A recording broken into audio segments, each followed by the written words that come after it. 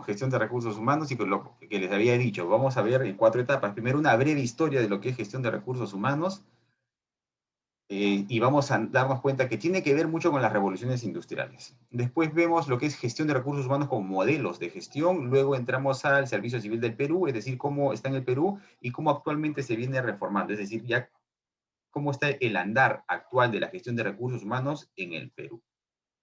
Entonces, demos inicio. Breve historia. Algunos van a encontrar seguramente que algunos se remontan el tema de la gestión de recursos humanos mucho más atrás de lo que son las revoluciones industriales.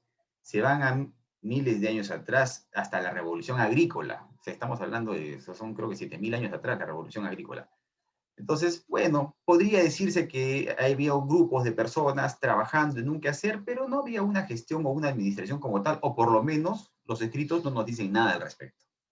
Entonces, tomando en cuenta los escritos, el primer término de recursos humanos es utilizado entre 1760 y 1894, en ese periodo, es decir, en la primera revolución industrial. La primera revolución industrial, recuerden que es la locomotora y la fuerza de las máquinas a vapor.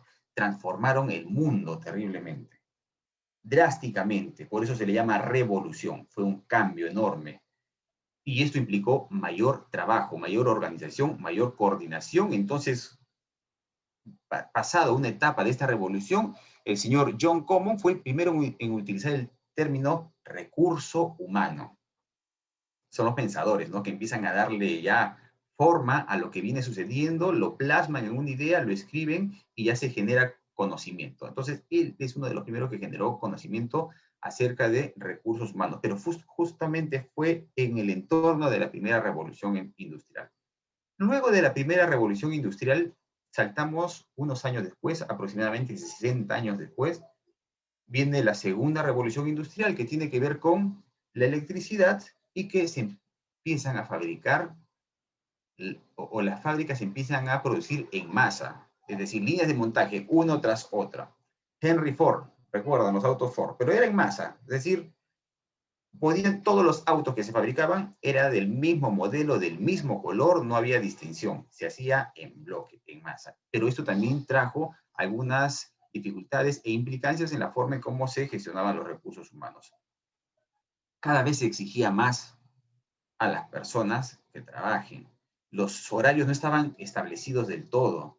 Es decir, podrían trabajar 16 horas, 17 horas, 18 horas y normal, porque era trabajo y tú necesitabas el trabajo y no había de otra. O sea, no había una regulación, no había ley que tú saques y digas, oye, acá dice que son menos, o acá dice mi horario de trabajo. No había nada de eso. Entonces se forman los sindicatos y ahí la gestión de recursos humanos empieza a dirigirse mayormente hay que tener especialistas en recursos humanos que sepan manejar sindicatos, ¿no? Que sepan bajar en estos conflictos que se generan, que sepan manejarlos para que las industrias sigan trabajando.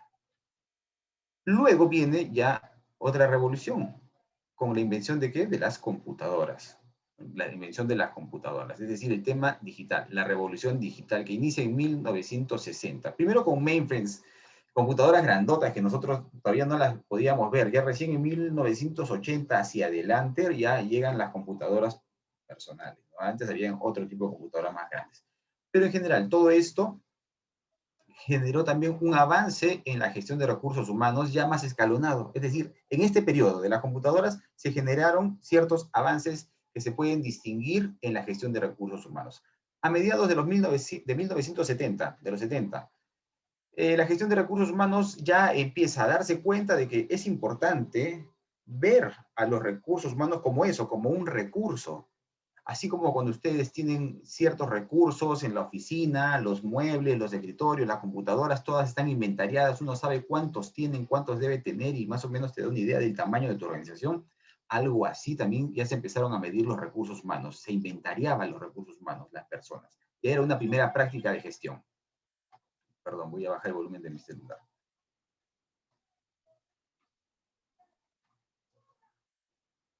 Listo. Y luego saltamos una década, nos vamos a 1980 y ya no solamente era un recurso, sino que las organizaciones se dan cuenta, no, los recursos humanos no son recurso humano, es un capital.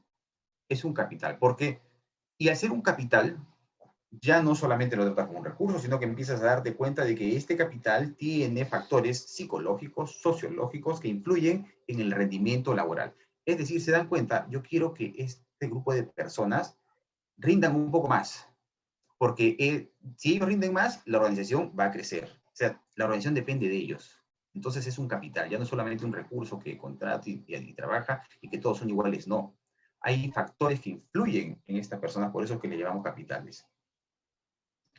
Entonces, se busca que se adapte el empleado a la organización. Ya un poco cambiamos la lógica de, oye, yo te contrato y si tú quieres, es el trabajo que tienes que realizar y punto, no va más allá. No, sino que ahora ya como que tengo que tratar de enamorarte un poco con el tema, que te guste, que te motives. Entonces, el trato empieza a cambiar a partir de 1980. Y esto trae, pues, obviamente, cambios en la forma en que los que son responsables del manejo de las personas realicen actividades distintas, ¿no? Enfocadas ya en otro objetivo. Y ya en el año 2000, ya la cosa evoluciona más aún. Y hablamos de la gestión del talento. Entonces ya no hay los diplomados de recursos humanos, sino que ya empiezan a llamarse diplomados del talento humano, diplomados del capital humano, y si se han dado cuenta ustedes hay múltiples nombres, ¿no?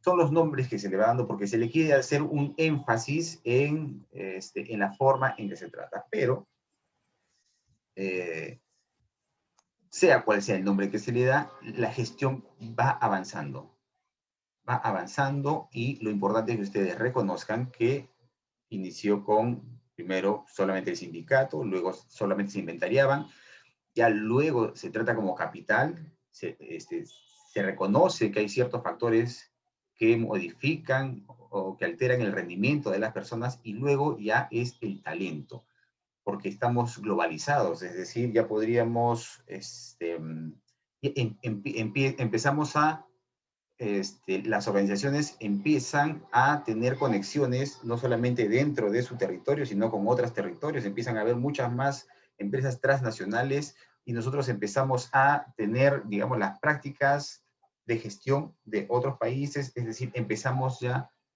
a globalizarnos, por eso se dice el mundo trabajar como uno solo. Y entonces este mundo ya reconoce aún más la importancia de las personas, y no solamente de la persona como tal con lo que puede hacer, sino que se dan cuenta de que lo que conoce la persona es importante, porque cuando se va, no solamente se va esa fuerza de trabajo, sino que se va con el conocimiento. Y eso aún es más importante en un mundo globalizado, porque un mundo globalizado es dinámico. Entonces, hasta que uno aprenda todo lo que le tardó aprender en una organización, ¿no? Hacer el cambio por otro, ahí hay un lag para los que juegan, o una demora, o un bache, no una curva de aprendizaje, y entonces esa curva de aprendizaje, como el mundo está globalizado y es mucho más dinámico, esa curva de aprendizaje puede cuesta. Entonces, ese conocimiento no se quiere perder. Entonces ya comienza a haber otro enfoque adicional, por eso se le llama gestión del talento. Y viene acompañado de esto la gestión del conocimiento. Entonces vean qué interesante, ¿no? Cómo se ha ido transformando la mirada que se le da a las personas desde los gestores de recursos humanos. Y ahora estamos actualmente en una revolución. Seguramente han escuchado la cuarta revolución industrial, ¿verdad? ¿La han escuchado? ¿Sí? A ver, voy a agrandar eso para verlos más. Aquí. Aquí ya los veo más. La cuarta revolución industrial. ¿Qué significa la cuarta revolución industrial? Es decir, ya no solamente se trata de la computación y las computadoras y los sistemas, el software, sino que hay tecnologías que están marcando tendencia. Los sensores, la inteligencia artificial, la nanotecnología. Tenemos la economía a demanda. Por ejemplo, lo de Uber, a eso se le conoce como economía a demanda. Y todo esto está generando nuevas formas de trabajo. Y está generando que otros trabajos tradicionales empiecen a desaparecer. Está habiendo mucha más automatización. Y entonces, ¿hacia dónde nos dirigimos? Estamos aquí. ¿Hacia dónde nos dirigimos con toda estas tecnologías que empiezan a converger y empiezan a modificar los mercados, las empresas, las organizaciones y las formas en las que trabajamos? Por ejemplo, cuando nacieron los celulares inteligentes, los smartphones, abrieron un tremendo abanico de posibilidades. Ustedes se descargan aplicaciones de el Play Store, ¿no? El Google Store, ¿verdad? ¿No es cierto? Hay organizaciones, hay personas que se dedican a hacer juegos, aplicativos y cosas, y esa es una forma de trabajo que hace unos años no había, no existía. Hay trabajos como personas que se dedican a probar los videojuegos. Hay otras aplicaciones en las que ustedes pueden empezar a diseñar sus propias páginas web. O su propio, si pone una empresa, pone un negocio, un emprendimiento y quieren hacer un logo, hay aplicativos a los cuales ustedes ingresan y de pronto aparecen ahí un montón de tipos de logo. Ustedes solamente modifican el nombre, el colorcito. ¿Y qué pasa? Si quiero uno más sofisticado, eso me cuesta. Y hay personas detrás que se dedican y trabajan en eso. Se cuelgan a ese aplicativo y están diseñando logos y los suben. Y por ahí, si alguien los compra, ya van ganando y va generando una dinámica económica que genera nuevos trabajos, nuevas formas. Lo que está pasando con Uber, lo que está pasando con los delivery, que se cuelgan en un aplicativo. Uber es la compañía de taxis más grande, pero no tiene ni un taxi, ¿verdad? Entonces, ¿cómo se gestionan esos recursos humanos? Esa es la pregunta que se hace ahora, la gestión de recursos humanos. ¿Cómo se van a gestionar? Ya no están encerrados en una organización clásicamente y que todos están en la planilla y que todos están al alcance. No, ahora hay mucho teletrabajo, ya cambia el tema. Y la motivación que se tenía tiene que cambiar, tiene que ser ahora tener un enfoque digital. Entonces, ¿hacia dónde nos dirigimos con la cuarta revolución industrial? Esa es todavía una incógnita. Lo estamos viendo, lo estamos aprendiendo. Ya hay varios estudios, hay varios a los que les guste este tema, les apasione, pueden empezar a ver cuarta revolución industrial, gestión de recursos humanos, y por ahí van a encontrar. Pero esa es una incógnita. Entonces, las revoluciones industriales han marcado el paso a la gestión de recursos humanos por necesidad. Y esta cuarta revolución nos pone también ante una necesidad. ¿Cuáles son los posibles impactos? Como les venía diciendo, hay algunos que son negativos. Dicen, el impacto va a ser terrible con la gestión de recursos humanos porque va a haber despidos masivos. Claro, como se va a automatizar muchas fábricas, muchas empresas, se cree que va a haber muchos despidos. Y puede ser cierto. Todavía nada está dicho, pero podría ser cierto. Les cuento un caso. El año pasado, la empresa de automotriz Kia y Hyundai, conocida por ustedes seguramente, porque hay muchos carros Kia y Hyundai en este mercado, le han dado capital a una empresa inglesa cuyo dueño es un ruso, ¿ya? Este ruso tiene una nueva tecnología para generar autos eléctricos. Ahora son van, ómnibus pequeños, minivan, ¿no? Que ya se están vendiendo. Pero gracias a su tecnología, él no necesita plantas gigantes como las que tenemos, como las plantas de Hyundai, de Kia, de Volkswagen, esas plantas enormes, las plantas enormes que han fabricado los chinos para hacer tanto auto. No, él necesita plantas pequeñas. Él le llama microfábricas. Y ahora, con el capital que tienen, el plan es poner 1000 microfábricas alrededor del mundo. Es decir, puede haber una fábrica de autos eléctricos aquí en Perú. ¿Y qué significa? De por sí un auto eléctrico es más económico, porque lleva menos piezas, pero además de eso, ya no lo tienes que traer de ningún lado, te lo fabrican acá y la distribución es in situ. Y lo fabrican según las necesidades del mercado. Entonces, ¿qué van a hacer sus competidores? ¿Qué va a hacer la Volkswagen con los autos tan costosos? Sobre todo por la distribución, porque ellos tienen que traerlo, la planta Volkswagen está en México, la otra está en Brasil, entonces tienen que andar mucho, transportar mucho para llegar hasta Perú, ¿verdad? Entonces, ¿qué les quiero decir? Que estas tecnologías nuevas permiten nuevos modelos de negocio, cosas que antes no se hacían, y van a implicar cambios, seguramente muchos despidos. Si cierran otras fábricas grandes, imagínense cuánto trabajo se va a perder en México con la planta de Volkswagen a futuro. Entonces, hay todas estas amenazas, y muchos por eso piensan de que, uy, en los recursos humanos estamos fritos porque mucha gente va a salir despedida. Pero hay otros que afirman y dicen, sí, eso es verdad, pero también a la par, estas nuevas tecnologías requieren nuevos trabajadores, nuevas personas que se incorporen a trabajar. El tema es el siguiente, esto es como una balanza. Yo aplico acá tecnología, ¿no? Y la tecnología empieza a ganar a mucha velocidad a este otro lado, y las personas no logran capacitarse en nuevos trabajos, nuevas herramientas, nuevas competencias, nuevas herramientas, nueva tecnología, para poder luchar y buscar otra oportunidad. Entonces empieza esta balanza a caer. Lo que tiene que pasar es que las personas tienen que empezarse a dar cuenta de que estamos en una revolución industrial y tienen que empezar a tener muchas más competencias y habilidades digitales. Primero tienen que conocer todas las tecnologías que están apareciendo, tienen que conocer cuál es la tendencia para poder contrarrestar. Y entonces los que van saliendo de este lado se van incorporando. El tema ahí es cuán rápido lo pueden hacer, ¿no? Bueno, en todas las revoluciones previas ha ocurrido eso, ¿no? Hubieron mejoras, hubieron despidos, porque las máquinas finalmente hacían el trabajo que hacían otras personas. Pero entonces las otras personas tuvieron que después de un tiempo despertar y buscar otros trabajos, nuevas herramientas. ¿Saben qué es lo bueno? Hay algo bueno, que el ser humano, sus necesidades son casi infinitas, las sigue fabricando. Y esto genera colaboración, ¿no? Entonces, este es el ambiente en el que estamos ahorita en la cuarta revolución industrial, y en la que tiene que pensar la gestión de recursos humanos. Ante todo esto, ¿cómo vamos a seguir gestionando? Bien, entonces eso se lo dejo a ustedes como incógnita, como pregunta. ¿Cómo vamos a hacer? Vamos a pasar a ver ya la gestión de recursos humanos actual, los modelos actuales, los modelos probados y comprobados, y que se utilizan en las organizaciones que normalmente conocemos, ¿no? Desde las empresas, las instituciones del Estado, una MIPE, una empresa grande. Entonces utilizan estos modelos para la gestión de recursos humanos. Y yo les traigo dos modelos. Vamos a ver el primer modelo, que es de una persona muy conocida y reconocida en Latinoamérica.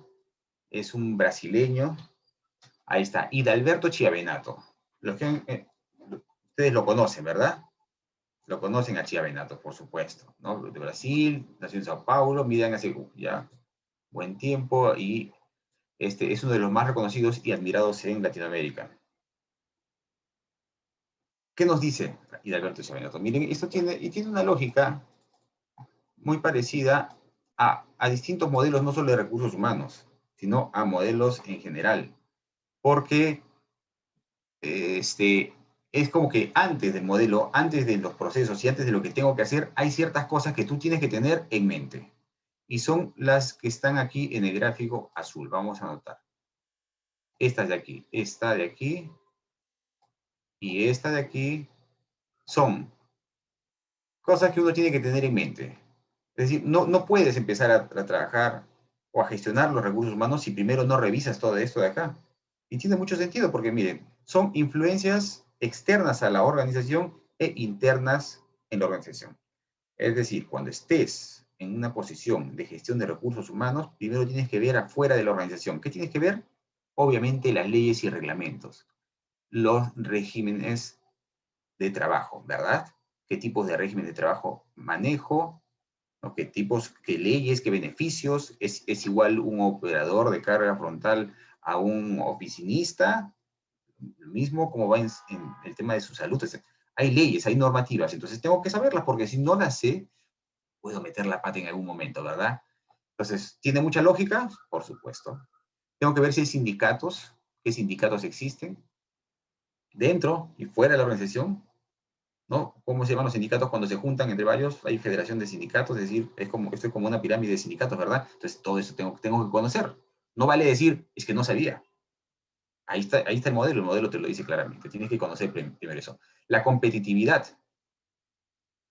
Luego tienes que ver condiciones sociales y condiciones culturales. No es lo mismo en un lugar a otro lugar, no es lo mismo hacer una gestión de recursos humanos en una empresa que se encuentra en San Isidro, Lima, una empresa que se encuentra en Tumbes, o una empresa que se encuentra en la parte selva en Ucayali, porque la cultura es distinta, la sociedad es distinta, las capacidades profesionales, las capacidades que te brinda los sistemas académicos son distintas, entonces todo eso influye. Entonces todo eso tengo que conocerlo.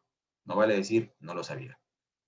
Segundo, también tienes que empezar a ver la organización interna. O sea, antes de meter mano, tú tienes que empaparte lo que está afuera, pero también lo que está dentro. Y lo que está dentro te dice que, obviamente, lo que se repite hasta el cansancio es la misión y la visión, los objetivos y las estrategias de la organización. ¿Verdad? Eso es algo que se repite y creo que casi todos los cursos se trata, ¿no? ¿Cuál es la misión, la visión, los objetivos y las estrategias de las organizaciones? Bien, pero también es bueno medir la cultura organizacional. Uy, ¿y ahora quién me dice la cultura organizacional? ¿Hay un cuaderno que diga, esta es la cultura de esta organización? No, pero tengo que de alguna forma enterarme cuál es la cultura. Entonces, tengo que conversar, entrevistarme, preguntar, indagar, leer la historia, qué pasó, algo de la cultura organizacional tengo que empezar a entender. ¿De qué se tratan las tareas? Porque cada organización tiene un rubro específico y cada rubro en específico tiene sus propias dificultades, sus propias tensiones. Unas son distintas a la otra. Entonces también tengo que ver ¿y qué tarea hacen? ¿Qué labor hacen? Ah, ya. Y ahí, ¿qué es lo difícil de esto? ¿No? ¿Cuál es el problema que se genera? Entonces todo eso tengo que indagar. Y el estilo de liderazgo de la organización. ¿Es una organización abierta? Es decir, al jefe máximo de la organización le llaman por su nombre, hola Carlos, le dice todo el mundo, o pasa y dicen, doctor Carlos, muy buenas tardes. ¿Cómo se tratan? ¿No? Es abierto, todos conversan con todos, alzan el anexo, o todos tienen sus grupos de WhatsApp, los ves a todos conectados en las redes sociales, o son muy cerrados. Se han creado feudos, se tienen rencillas entre las cabezas de la organización, no, o sea, todo eso tenemos que ir viendo. O sea, recién cuando nos empapamos de lo externo y lo interno, y de Alberto Chiavenato nos dice, ya, te empapaste, ya, ahora sí puedes empezar a ejecutar las tareas, que son estas que estoy marcando en este momento. Ahí está, de la 1 a la 6. Las ha juntado, las ha sistematizado de tal forma que se nos haga fácil entenderla. Primero dice, te tienes que dedicar a la admisión de personas, es decir, reclutar y seleccionar. Es decir, básicamente, en resumen, los que se incorporan a trabajar en la organización. Ese es un proceso. Cómo reclutas y cómo seleccionas. Internamente no lo vemos ahorita, pero internamente hay todo un trabajo. Es decir, si te dicen, Carlos, quiero que convoques a un analista de costos. Ah, ok, no voy a salir y voy a escribir, se solicita analista de costos y punto, ¿no? Sino que tendré que armar un perfil previo. ¿Qué significa analista de costos para ti? A ver, pongámonos de acuerdo. De repente lo que yo pienso no es lo que tú piensas. Mejor pongámoslo por escrito, de tal forma que cuando seleccionemos, hagamos una evaluación con respecto a lo que estamos pidiendo. Vamos a requerir ciertas competencias, habilidades de comunicación, va a tener atención al cliente, va a trabajar solo en la oficina, para él, qué perfil, qué tipo, por dónde va esa persona más o menos. Escribámoslo, hagamos un perfil. ¿Cuánto se va a necesitar en realidad? ¿Cuántos analistas? Entonces, hay varias cosas que ver. Y ese trabajo se hace en esta parte, en ese proceso. Luego viene la aplicación de personas, donde ya está el diseño del cargo como tal, esta función, acá en esta oficina se necesitan 3 analistas de esto, un especialista o un analista senior, lo que fuese, tengo que empezar a determinar en el organigrama, cada cajita, quiénes van a estar en esa cajita. Esto es parte de ese segundo. Y luego tengo que también, en base a eso, porque cada cajita, describiendo qué es lo que yo quiero en cada cajita, y teniendo un perfil y un conjunto de actividades que van a desarrollar, ya podría hacer una evaluación del desempeño. Es decir, dejémosle tareas para ciertos periodos relacionadas con lo que está ahí escrito en el perfil y en el cargo, y hagamos una evaluación para que empiece a haber una cultura positiva. Ahora, si lo pone aquí Edilberto Chiavenato, es porque es algo bueno, y en verdad está comprobado que la evaluación de desempeño es positiva, te motiva, pero hay que aplicarla bien, ¿no? Y para eso están los gestores de recursos humanos, porque son los especialistas en qué parámetros debe tener para que sea bien aplicada. En algún momento en el Perú la evaluación del desempeño se aplicó mal, les cuento, en los años 90. Quizás ustedes ya algunos sabrán, pero en los años 90 hubo un despido masivo de las personas que trabajaban en el Estado en base a evaluaciones del desempeño. Pero en verdad no eran evaluaciones para sacar a las personas. Entonces hasta hace poco, había un trauma que ha costado sacar de las cabezas. Es decir, la evaluación de desempeño no es para sacar a las personas en realidad, sino es para motivar y que tengas un norte claro de en qué se te va a evaluar al final. O sea, es decir, si tú quieres ser un buen trabajador, ahí está. Esto es lo que tienes que hacer. Y si pasas de tal porcentaje, vas a ser un excelente trabajador. Si estás ahí, vas a ser solo uno bueno. Y si bajas en tal porcentaje, vas a ser un trabajador regular o no. Entonces, pero va a estar escrito. Entonces, para ti es fácil. Si tú apuntas a ser excelente, entonces ya sabes qué camino seguir. O sea, está escrito. Entonces, la evaluación de desempeño te motiva, es positiva. Luego tienes que ver, y estamos en el tercer punto por si acaso, compensación de las personas, es decir, claro, las remuneraciones. No vamos a tener una escala, porque si no fuese una escala, imaginen, no, Carlos, ¿sabes qué? Contratan al analista de costos, ya, no sé, ya, págale a este 5,000. Al otro mes, me dicen, Carlos, necesitamos otro analista de costos, sí, pero ¿sabes qué? Creo que era muy poco. Pagámosle 5,500. Y empieza a haber un desorden, entonces no. Como especialistas de recursos humanos, ustedes saben que la gestión de las compensaciones es un proceso y tiene que también tener su documentación, tiene que tener sus parámetros, tiene que tener su estándar. Entonces, en eso hay que trabajar. Luego viene desarrollo de las personas, es decir, cómo logramos que las personas empiecen a mejorar. En un estudio internacional del BIT, nos dice que, me parece que era 30% se aprende en el colegio, en la primaria. ¿No? El 30% en la secundaria, 30% en la universidad y queda un 10% libre que se aprende ya en el trabajo. Lo que ha pasado en el Perú, según ese estudio, es que tenemos déficits sistémicos desde la primaria, otro déficit en la secundaria y otro déficit en la universidad, de tal forma que nosotros rendimos el 70%, dicen esos estudios, de lo que rinde un profesional, digamos, de los países desarrollados. Podría ser.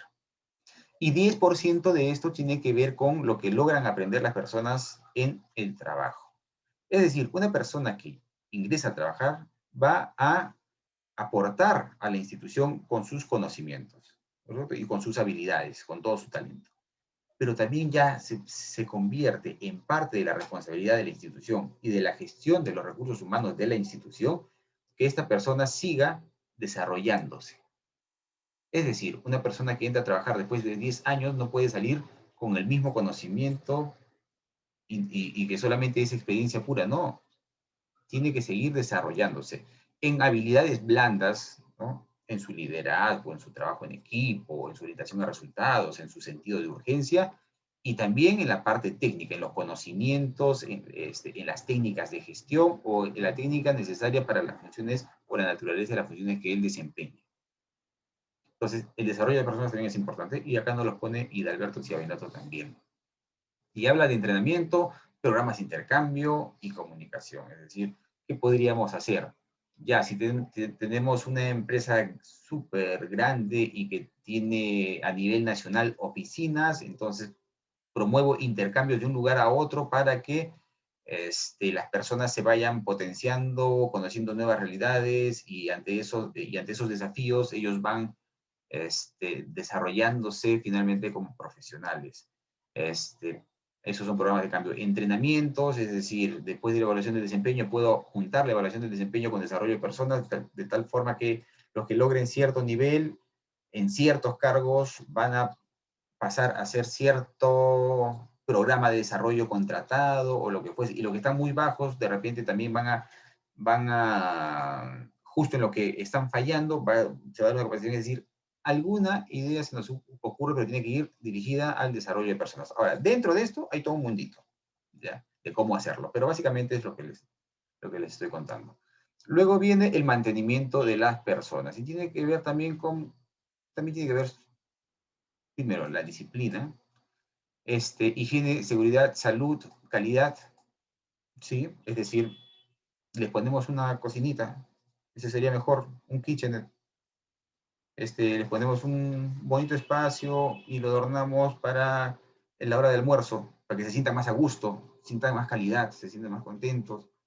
Es relacionado a eso. En relación con los sindicatos, bueno, se forman sindicatos, entonces también hay que tener una relación cercana con los sindicatos. No son el enemigo, sino que los sindicatos se generan y hasta cierto punto a veces es positivo. Entonces, tenemos que mantener todas esas relaciones. Ese es el manejo de las personas. Y también es parte de la gestión de recursos humanos. ¿Vamos a celebrar los cumpleaños del mes? ¿No? ¿Sí? Celebramos el día de institución, otros días, otras fechas estratégicas. O sea, todo eso es parte de este proceso. Entonces, y tiene un sustento, no es solo un gasto. Y finalmente, el monitoreo de las personas. Es decir, ya tiene que ver con la técnica de cómo lo hacemos, ¿no? Con sistemas de la información, cómo gerenciamos y cómo armamos toda nuestra data. O sea, es parte también de la gestión de recursos humanos. O sea, todo lo que haces, pero tiene que ser con una técnica. ¿Bien? Luego, estos tres de aquí abajo, vamos a cambiar de color. Para que se diferencie. Estos tres de aquí, que estoy poniendo una flecha, es lo que se consigue luego de aplicar estos 6 procesos. ¿Y qué es lo que se consigue? Prácticas éticas y responsables en la gestión de recursos humanos.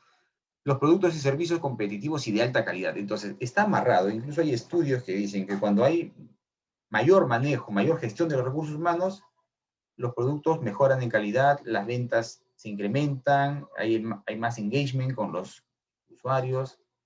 Entonces, está comprobado que está alineado. Y por eso lo pone aquí y Alberto Sevenato, mire, ya hace tiempo, eso no es de ahora, pero ahora está entrando con mucha más fuerza. Entonces, logras prácticas éticas, responsables, logras mejora en lo que quiere la organización finalmente y calidad de vida en el trabajo. Ahora hay digamos, un programa que premia a las organizaciones donde la gente está más a gusto trabajando. Seguro lo han escuchado. Claro que lo viene liderando Google y otras organizaciones de ese tamaño, ¿no? El Google dice que ni siquiera tiene horarios de ingreso y de salida, ¿no?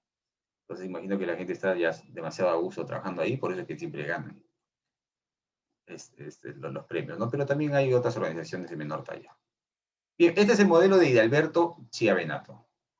Bien, o sea, no está difícil, pero es algo que nos aterriza bastante, y si en algún momento uno de ustedes ya está o va a estar a cargo de una gestión de recursos humanos, se dirige a Hidalberto Chiavenato y dice, a ver, Hidalberto, ¿qué tengo que hacer? Ya los 6 pasos, ¿cómo me ordeno? Es lo que tengo que hacer, es lo que tengo que trabajar. Y ahí está la ruta ya está dada. Entonces, esto se le llama gestión de recursos humanos, a hacer todo esto. Pero no es el único modelo. Hay varios modelos. Este es uno de los más importantes a nivel general. Vamos a ver otro modelo.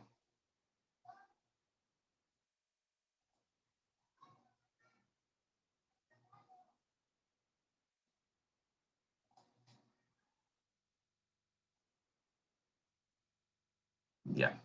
Hay otro modelo que se ha escrito no hace mucho como el de Alberto Chiavenato. Hace, digamos, es mucho más reciente, no tan antiguo como el de Chiavenato y de Alberto, ¿ya? Y lo ha escrito el CLAT. Para los que no conocen el CLAT es un conjunto de países que inició, me parece, con Perú, México y Venezuela, cuando Venezuela estaba en sus buenos tiempos. Se juntaron para qué? Querían ponerse de acuerdo entre los países latinoamericanos sobre temas de gestión. Y uno de esos temas de gestión, por ejemplo, era recursos humanos.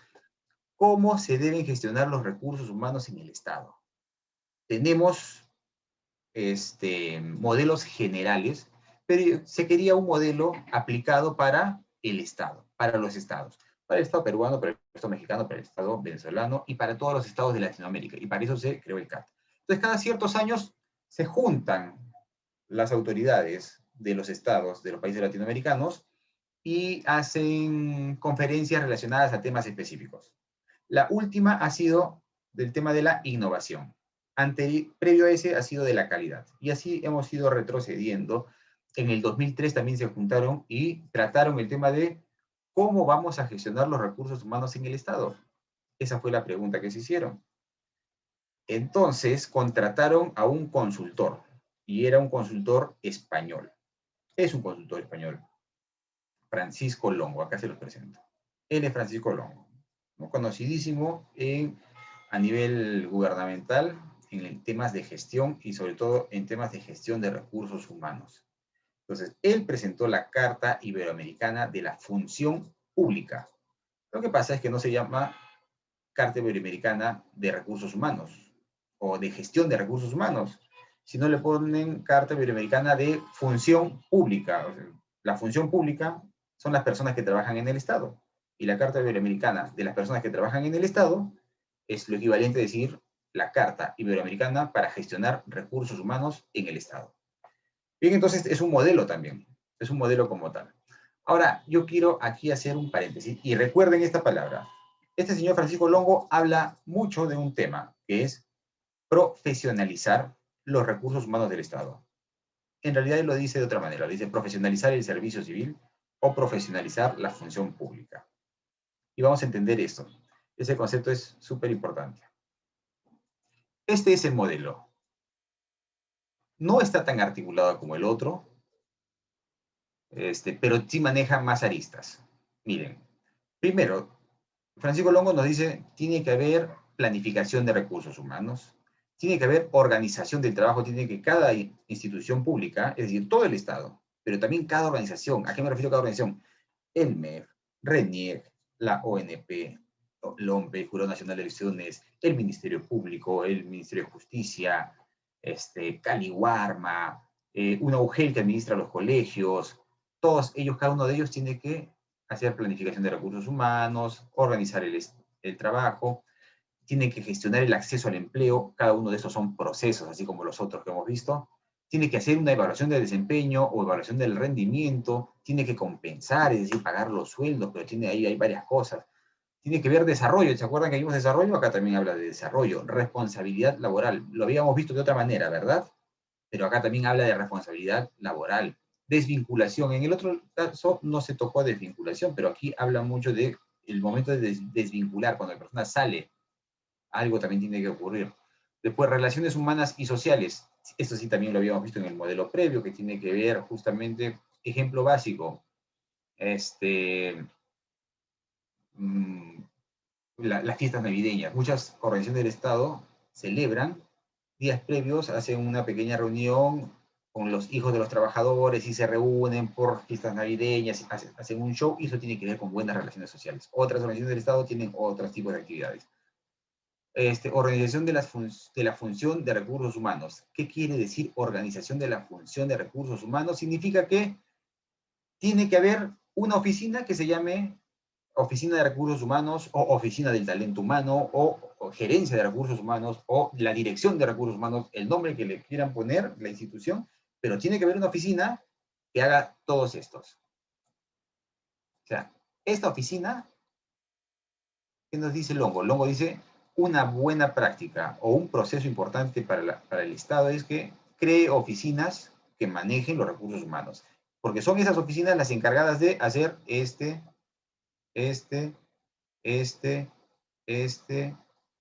y así, y cada uno de ellos. Son las oficinas, estas oficinas, las que van a ejecutar esos procesos finalmente. O sea, parece lógico, ¿verdad? Pero lo pone. Lo pone. En el otro no puso eso porque se entiende que si está viendo gestión de recursos humanos, obviamente debe haber un responsable de la gestión de recursos humanos y lo más probable es que, dependiendo del tamaño, haya una oficina de gestión de recursos humanos. Pero aquí Francisco Longo lo pone específicamente.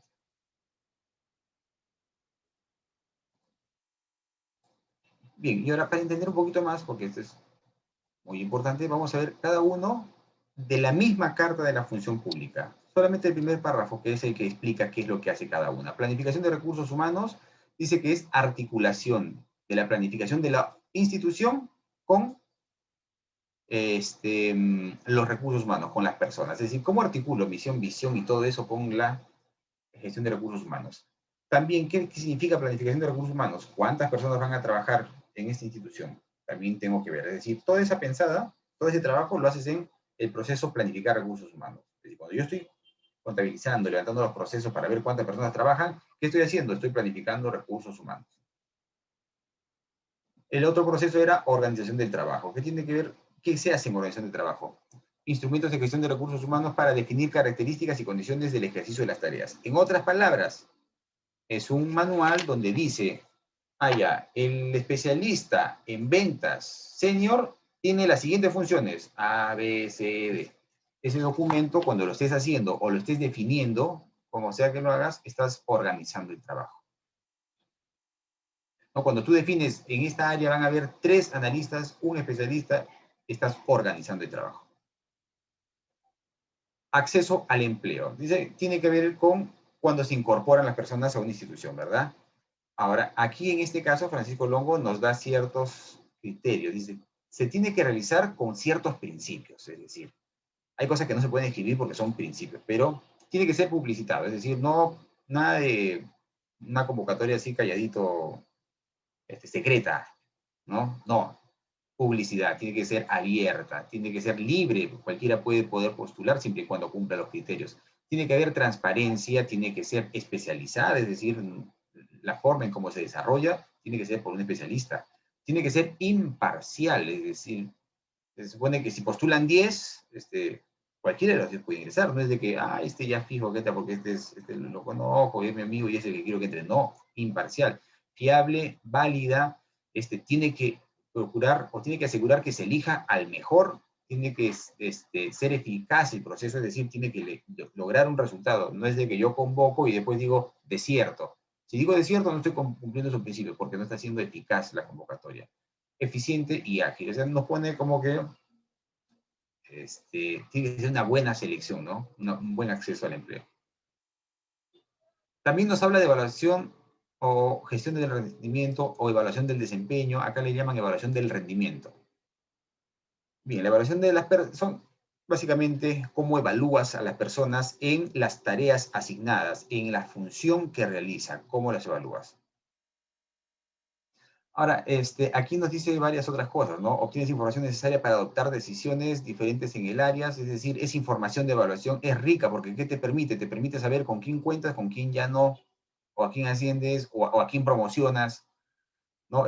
Validar también el trabajo que se viene realizando, a ver si funciona o no funciona.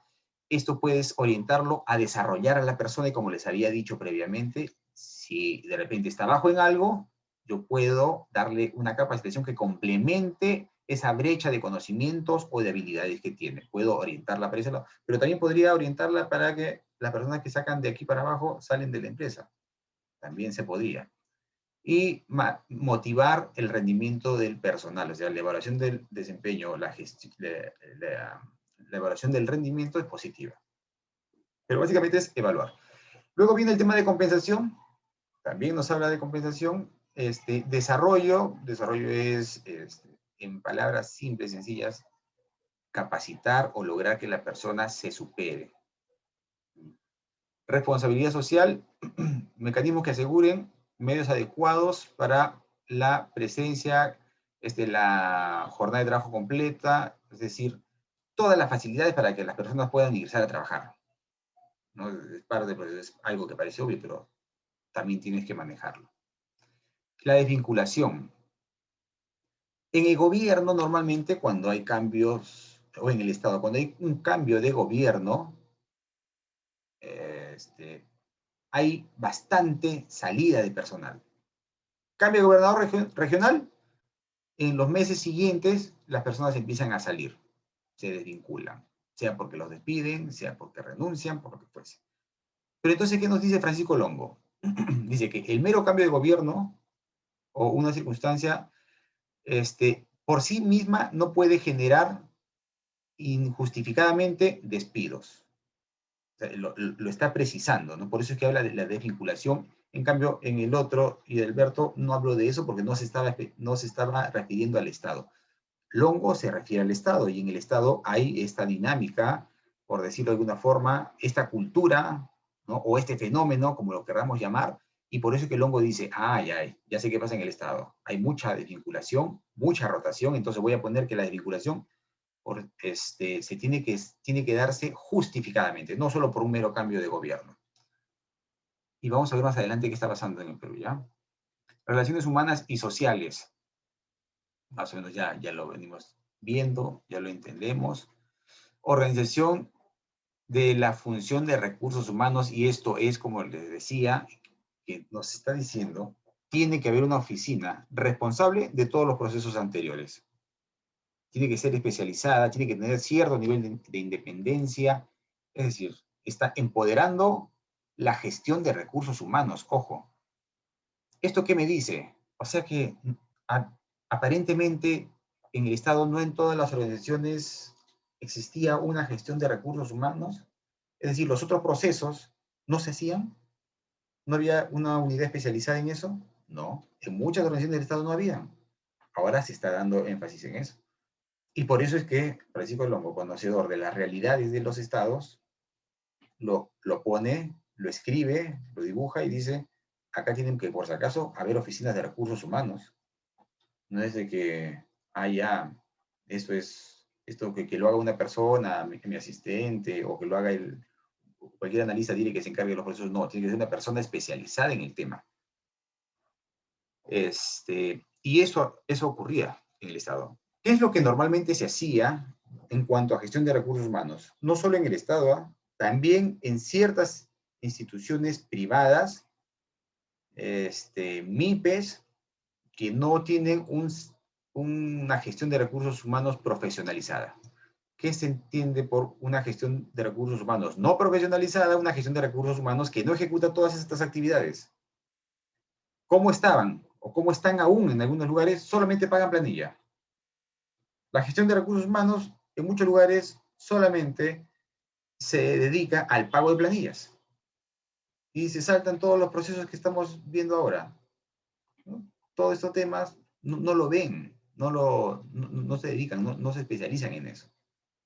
Entonces, recuerden que cada vez, según las revoluciones industriales y según las tendencias, según las disciplinas de gestión, la gestión de recursos humanos es más importante conforme va pasando el tiempo, conforme van pasando los años. Bien, eso hasta ahí. Veamos ahora servicio civil en el Perú. ¿Qué ha pasado en el Perú? Miren, vamos a iniciar la cuenta desde los años 90. ¿Por qué los años 90? Porque los años 90 fue periodo de quiebre para el Perú, ¿no? A partir de ahí hubo una diferencia marcada, antes y después. Algunas acciones en ese momento, hasta ahora nos están trayendo dificultades, algunas acciones en ese momento generaron hasta cierto punto la bonanza económica por la que pasamos. Ya no estamos en la bonanza económica que pasamos, sino ya hemos decaído y estamos como en una meseta. Y por eso es que vamos a ver desde 1990. ¿Qué pasó ahí? Y hubieron en el Estado como tal, fíjense que el Estado es el conjunto de todas las instituciones del Estado. Es la organización más grande de un país, el Estado. Está conformado por múltiples organizaciones. Obviamente las organizaciones tienen una lógica, ¿no? Se agrupan en sectores, ministerios, en el Ejecutivo, y está ya un poder. Y así hay otras organizaciones que tienen que ver con otros poderes. Todas conjuntas son el Estado. Entonces, como no había una gestión profesional de recursos humanos en el Estado, siempre han habido intentos de cambiar la forma en que se gestiona. El primer intento fue justamente en 1990 a 1992. Aquí ocurría que el Estado era muy grande. Había muchas personas trabajando en el Estado. Y el Perú no estaba en la mejor situación económica. De tal forma que el pago de planilla le costaba mucho al Perú. Y las personas no podían ser desvinculadas porque el contrato que firmaron a la hora de ingresar a trabajar con el Estado decía que ellos podían trabajar de ahí hacia adelante. Entonces hubo un quiebre. Dice, vamos a cerrar esa carrera, ese régimen, esa ley que los permite contratar de esa manera que perduran en el tiempo. Ya no se contrata más con esa ley. La famosa ley, ¿alguien la sabe de repente? La 276 se le dice.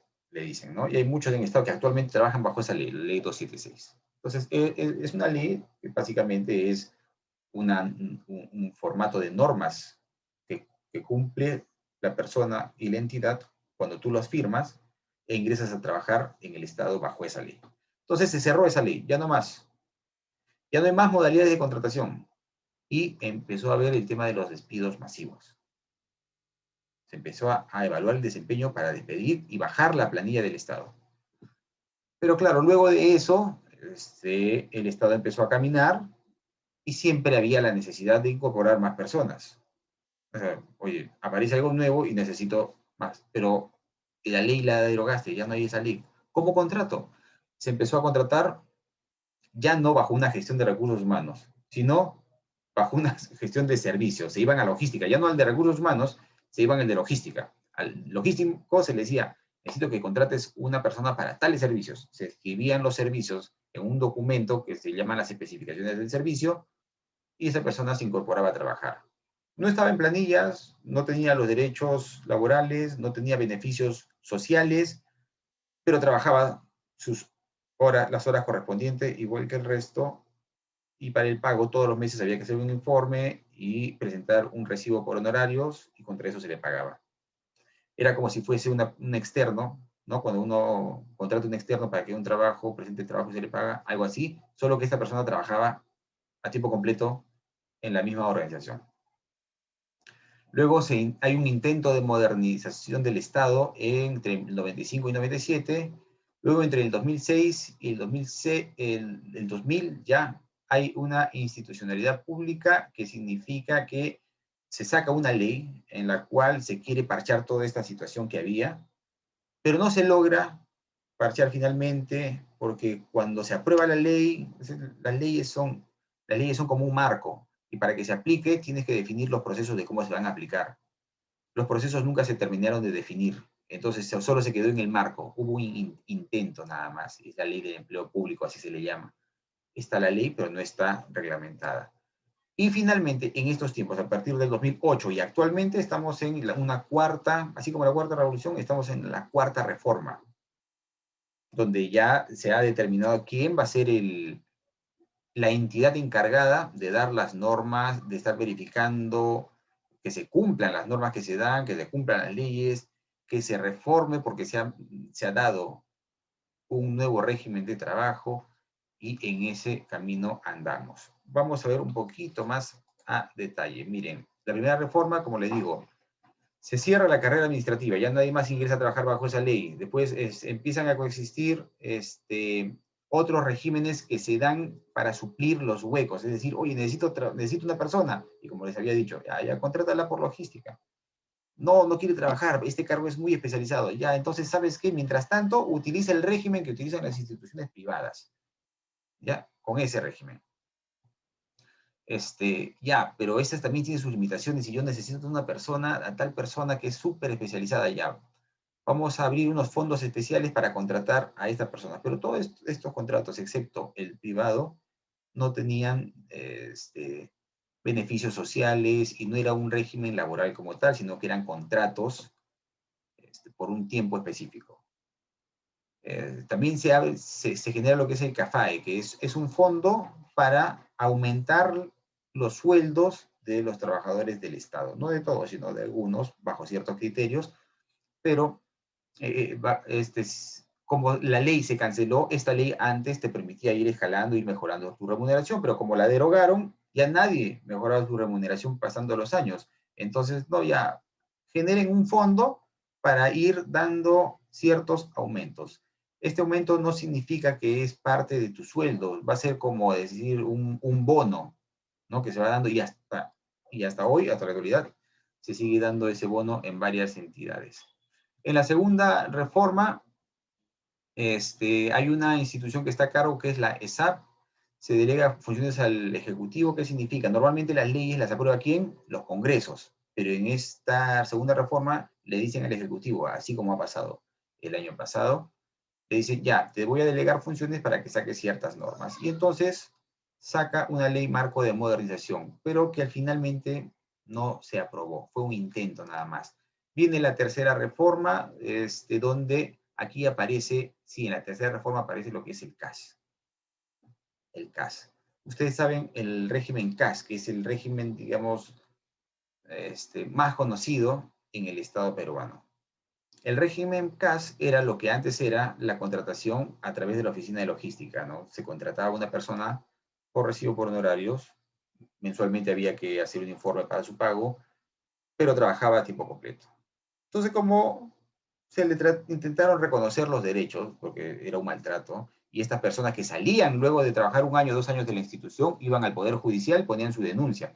Me han hecho trabajar en horario de trabajo normal, pero sin reconocerme los derechos, entonces ganaban los juicios y el Poder Judicial decía, repóngase en su organización y páguesele todo lo que no se le había pagado, ¿no? Por derechos laborales. Entonces empezó a haber ese fenómeno en los quienes se desvinculaban del Estado y eran contratados de esa manera.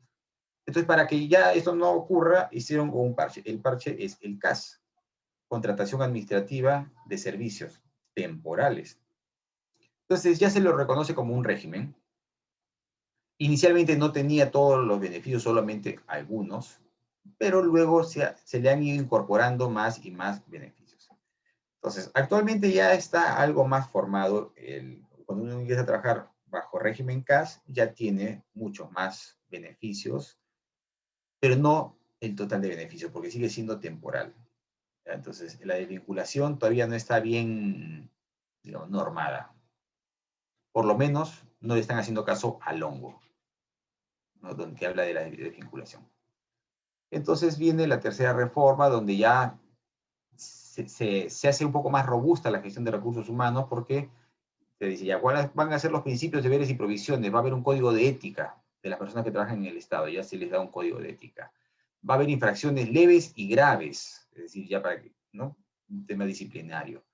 Se genera una ley marco del empleo público, que les digo solamente fue una ley marco finalmente, bien dado su nombre porque era una ley marco. No se operativizó porque las leyes marco necesitan de otros documentos que se le llama reglamentos que permiten operativizar. Pero no se generaron, entonces no se llegó a aplicar, solamente sigue siendo una ley marco. Esto es algo de lo que veía la ley marco. Bien, entonces esta es la tercera reforma, y lo más importante es la cuarta reforma. En la cuarta reforma, ahí sí recogen lo que en el 2003 nos dice la Carta de la Función Pública, ¿no? Entonces se sigue así tipo un manualito, se lo lee y dice, ah, ya, acá está la receta. El señor Longo nos ha dado la receta y esto es un insumo importante para empezar a reformar el servicio civil peruano. Básicamente, ¿qué es? Según lo que estamos viendo ahora en estos minutos. Básicamente, estos modelos de gestión se empiezan a incorporar también en el Estado. Eso es lo que se hace con esta última reforma. Y se habla del mérito. Y fíjense que el mérito es algo bien, bien interesante. Porque el mérito es una forma para elegir a una persona que escapa a mi criterio propio. Es decir, yo podría decir aquí, ¿quién es el mejor entre Pedro, María, Juan? María, para mí, la mejor profesional aquí, por esto y por esto y por esto. Pero eso no es meritocrático, porque estoy utilizando mi propio criterio. El mérito es cuando definimos un sistema y ese sistema solo, por sí, elija el mejor. De tal forma que ponemos el sistema al medio y todos decimos, vamos a dejar que el sistema elija. El que cumpla esto va a ser el mejor. Es el que tiene el mérito. Entonces ahí nadie se pelea. A nadie le parece injusto porque es algo totalmente objetivo, ¿no? Deja de ser subjetivo, es decir, el sujeto no está involucrado en la decisión, sino es algo más objetivo, ¿correcto? Entonces, y Longo habla de profesionalizar y también habla del mérito. Entonces, la reforma se llama Servicio Civil Meritocrático, justamente porque dice, vamos a hacer énfasis en el mérito, que es algo que hasta ese momento en el Estado no se presentaba. En paralelo, se aprueban otros documentos de gestión importantes que no son de recursos humanos, pero ayudan a estructurar el Estado, le dan un poco más de orden. siguiendo al Longo, se reconoce que el sistema de gestión de recursos humanos es un sistema administrativo para el Estado, porque eso ya estaba reconocido hace buen tiempo, pero en el Estado no. En el Estado recién se dice, en la Cuarta Revolución 2008, dice, el sistema de gestión de recursos humanos es un sistema, es una disciplina dentro de la gestión del Estado. Entonces se regula mejor el cash y se le da salud, vacaciones, pensiones y régimen laboral. Lo que antes era solo un contrato, ¿no? Un contrato, haces las labores y termina el contrato, sales de la entidad, pero no, ahora tiene un régimen, tiene un tiempo de permanencia, sí, que se va truncando, pero ya tienes un tiempo de permanencia. Esto es más sobre la reforma actual de los recursos humanos. Y lo más importante es que se crea la Autoridad Nacional de Servicio Civil. Entonces, se dan las normas marcos generales y crean una organización que va a ser la responsable de administrar o reglamentar y dirigir, impulsar que ese sistema de gestión de recursos humanos se implemente en todas las instituciones del Estado, y en ese trabajo está actualmente el Estado, desde el 2008 hasta la fecha. Lo que pasa es que el Estado es tan grande que tenemos 1.400.000 personas que trabajan en el Estado. 2.500 instituciones públicas. Entonces, llegar a todas las instituciones públicas es un trabajo fuertísimo. Cada institución pública tiene sus propias culturas. Recuerda lo que vimos en Ciavenato. Cada institución pública tiene su propia cultura, su propia problemática, su propio foco de acción, ¿no? Su propia, demográficamente también, están distribuidas en distintas partes del Perú. Obedecen a distintos niveles de gobierno. Tienen que interactuar unos con otros y otros con otros no. Entonces, todo eso te genera una maraña que dificulta ir y decir, oigan, acá está la receta y hagan la gestión de recursos humanos tal cual. No. Hay derechos laborales, hay muchas cosas que hacen difícil y hacen titánica la labor de implementar estos sistemas que les estoy contando de gestión de recursos humanos, esos procesos en todas las organizaciones del Estado. Pero se está en esa labor. A eso se le llama modernización del Estado. Voy a pasar rapidito esta parte porque ya nos queda poco tiempo, pero básicamente la idea es que incorporando un sistema para gestionar los recursos humanos, pues, es decir, me refiero a incorporar procedimientos modernos para la gestión de recursos humanos, lo que estoy haciendo es modernizar. Es decir, si antes solo pagabas planillas y ahora vas a hacer organización del trabajo, no te vas a sentar a ver, vas a hacer planificación de recursos humanos, vas a hacer relaciones humanas y sociales, vas a hacer evaluación del desempeño, si vas a hacer gestión del desarrollo de las personas, todo eso te estás profesionalizando en tu gestión de recursos humanos y estás modernizando el Estado, que es lo que necesita el Perú finalmente. ¿Por qué necesita el Perú finalmente modernizar el Estado? ¿Por qué es tan importante la gestión de recursos humanos? Y por eso yo les había dicho que es un tema que me encanta, porque es súper importante. Porque la gestión de recursos humanos moderniza la institución. Y la institución moderna, con una buena gestión de recursos humanos, da resultados. ¿Qué significa resultados? Produce. ¿Qué significa producción? Hay productividad. ¿Y los estudios qué dicen de la productividad cuando las instituciones de los estados son productivas? Son un pilar, eso es un pilar para el desarrollo de un país. Los estudios nos dicen que los países desarrollados tienen 4 pilares. Educación, son buenos en educación. Innovación, son buenos en innovación. Y son buenos en infraestructura física e infraestructura intangible. O sea, infraestructura que no se puede tocar. ¿Y cuáles son las cosas, la infraestructura que no se puede tocar? Las organizaciones del Estado, porque la conforman las personas finalmente. Una organización son personas. Si las personas se desempeñan bien, entonces la infraestructura intangible está bien. Y si la infraestructura intangible está bien, hay productividad, hay desarrollo, y es lo que todos los peruanos finalmente queremos para el país, desarrollo. Entonces, por eso es tan importante la gestión de recursos humanos, ¿se dan cuenta? Entonces, si ustedes tienen la oportunidad de trabajar en una oficina de recursos humanos, ya saben de que están en una de las oficinas más importantes, sea en una empresa, sea en el Estado, son una de las oficinas más importantes y tienen ya la ruta de qué procesos aplicar para hacer una gestión de recursos humanos. Entonces, hasta aquí todo este tema, imagino les van a compartir las diapositivas. Se define qué es un Estado moderno. Esto es importante mencionarles. Cuando se crea Servir en el 2008, Servir hace lo que tiene que hacer cualquier profesional o cualquier organización que se le encarga una tarea difícil: diagnosticar, es decir, cómo está, ¿no? Incluso de Alberto Ciavenato, cuando hemos visto el modelo, que nos dice primero que hay que hacer un repaso, un diagnóstico de lo externo y lo interno, ¿verdad?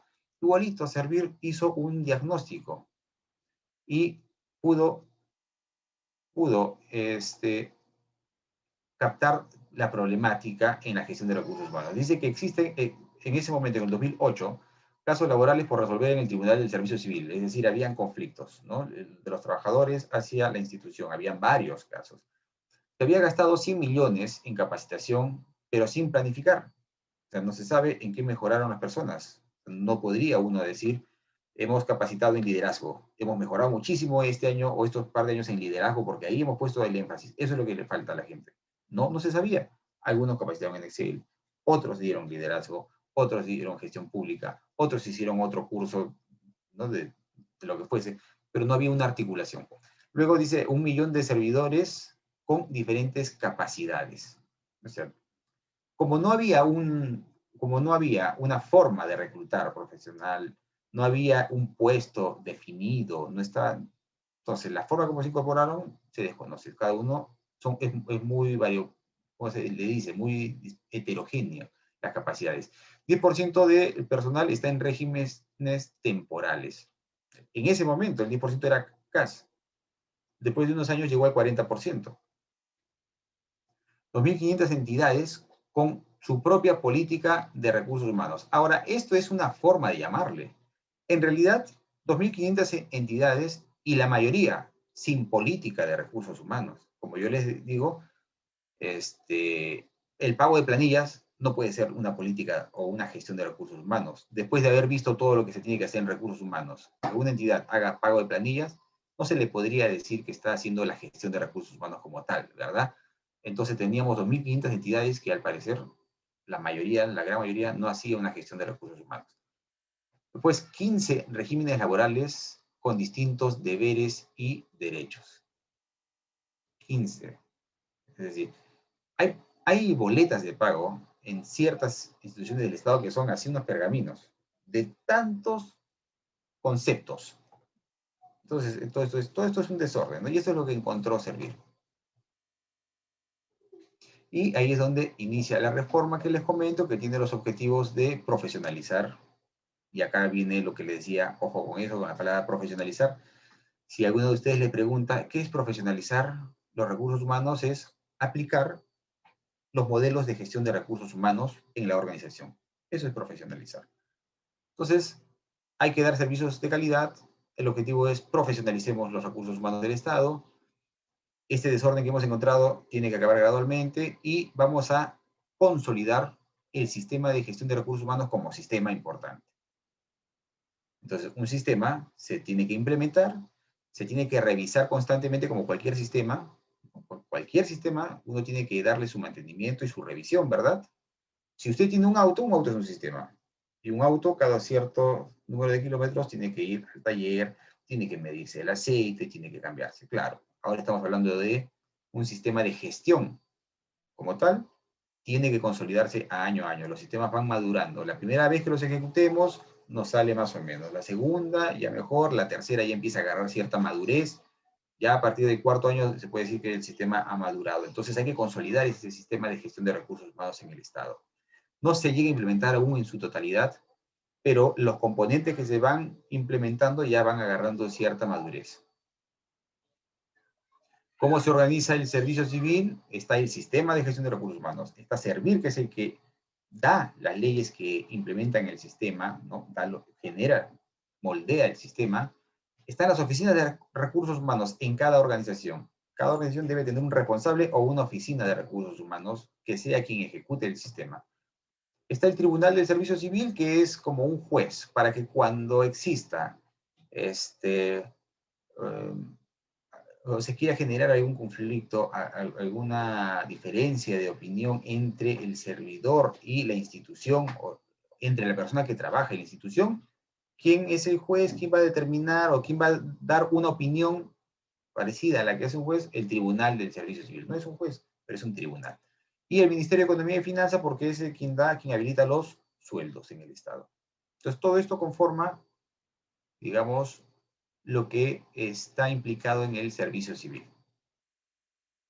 Entonces, los pilares del servicio civil, el mérito, que existan igualdad de oportunidades y hay una gestión de acuerdo a las metas. Es decir, el servicio ya se puso ciertos pilares, así como hemos visto hace un momento que habían pilares para el proceso de selección que nos da Longo, habían principios, acá también hay los principios. Y el primero, como se dan cuenta, es el mérito, ¿no? Después, la reforma esta iba a ser para todas las entidades y también para las personas. O sea, se reforma la institución porque se reorganizan los cargos, los puestos, pero también se tienen que reformar las personas que trabajan en las entidades. Bien, estas son, lo van a tener, son unas ventajas con respecto al régimen CAS.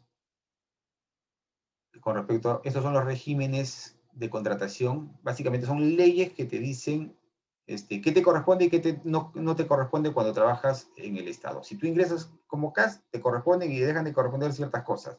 Si ingresas con la ley 276, que ya nadie ingresa bajo la ley 276, te corresponden o dejan de corresponder algunas otras cosas, y igual cuando ingresas bajo la ley 728, que es el régimen privado, te corresponden o no te corresponden ciertas cosas.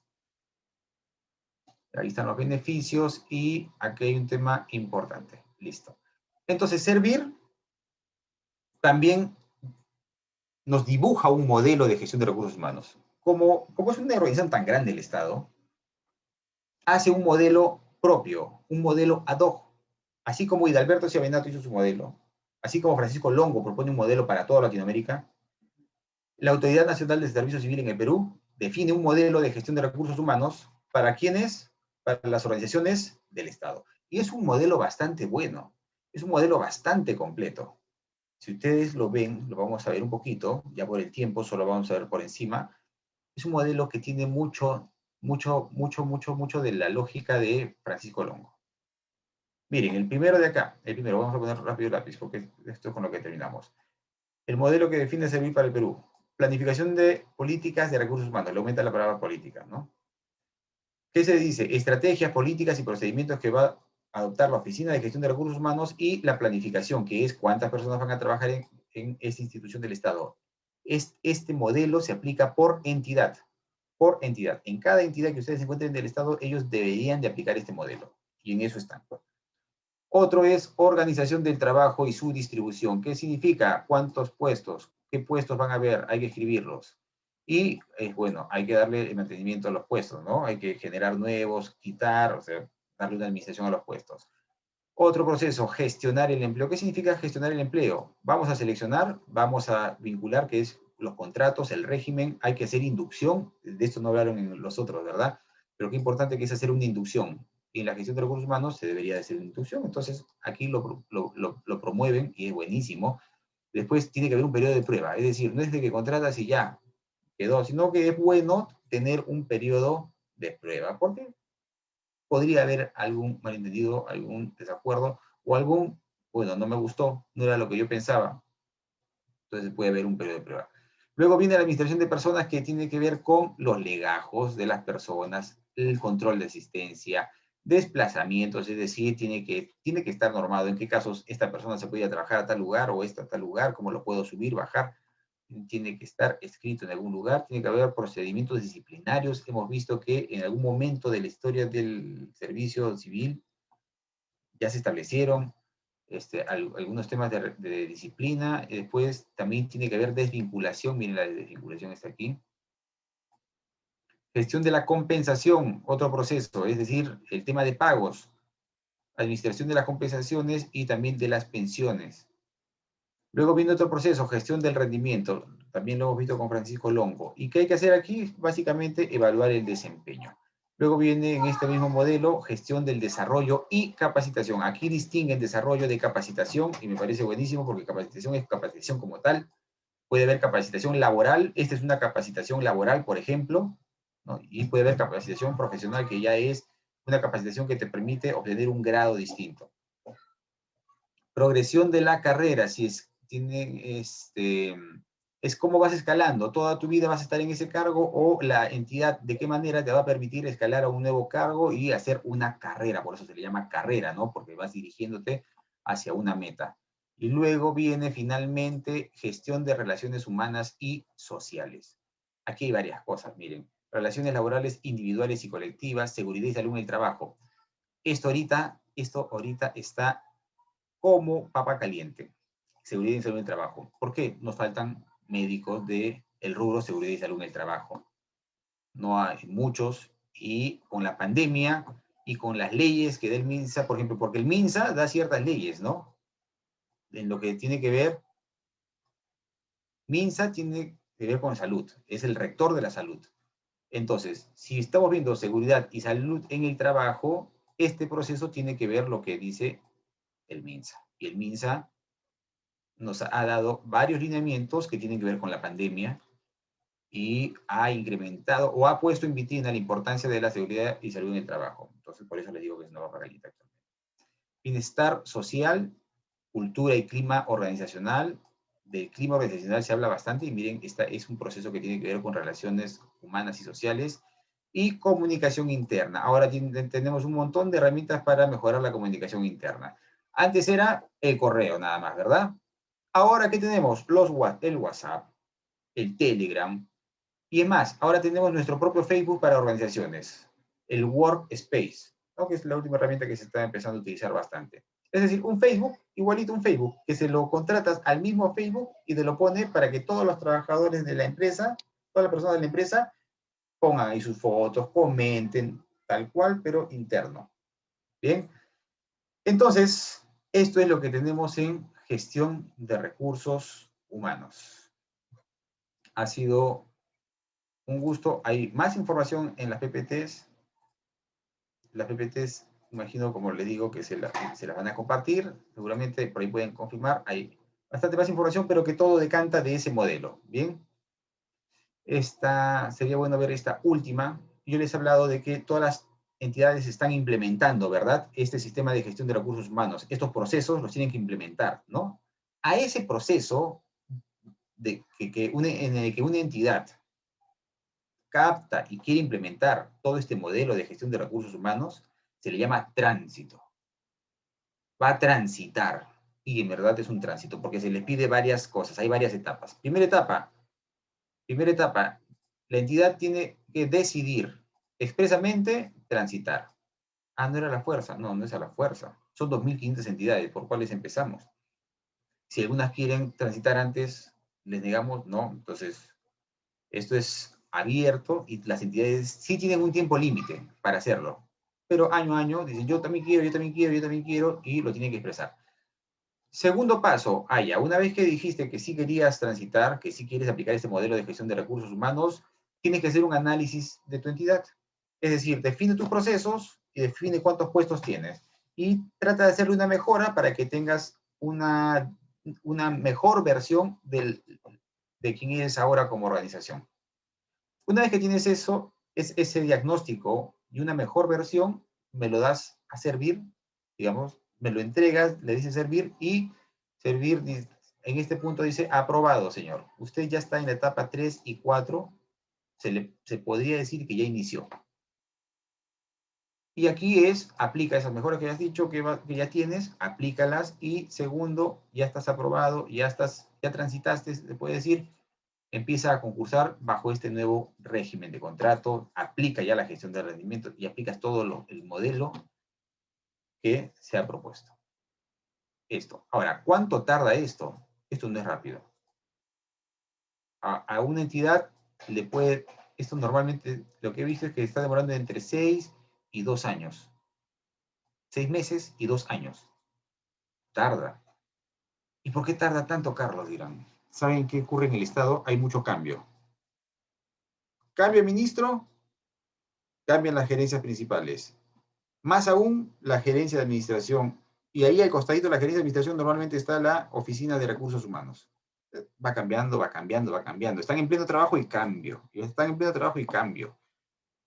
Entonces esto como que va avanzando